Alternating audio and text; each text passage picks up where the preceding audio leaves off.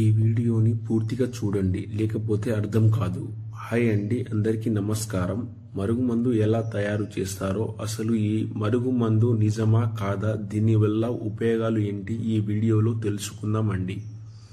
ఈ మరుగుమందు అనేది మన పూర్వకాలం నుంచే ఉన్నది.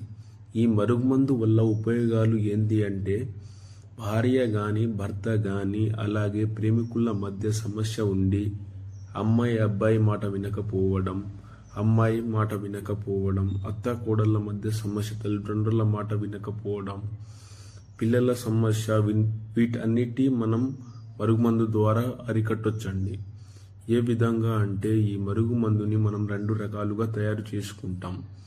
స్వయంగా మా దగ్గరే తయారవుతుంది. అందువలన ఏ చిన్న సైడ్ ఎఫెక్ట్ కానీ ఇలాంటి చిన్న ఆరోగ్య సమస్యలు ఉండవు. ఈ మరుగుమందుని ఒకటి పసరు రూపంలో తయారు చేస్తాము, రెండవది వచ్చేసి పౌడర్ రూపంలో తయారు చేస్తాము. ఈ పసరు రూపంలో తయారు చేసే మరుగుమందు నీ చెప్పులకి, బట్టలకి, తలకి, శరీర భాగాలకు అంటించవచ్చు.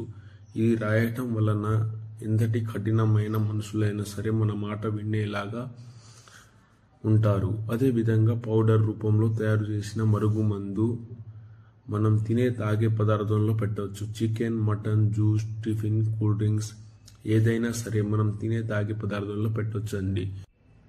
3 రోజుల నుండి 5 రోజుల్లో మనకు రిజల్ట్ అనేది ఉంటుంది. థ్యాంక్ యూ అండి, మన వీడియోను చూసినందుకు థ్యాంక్స్.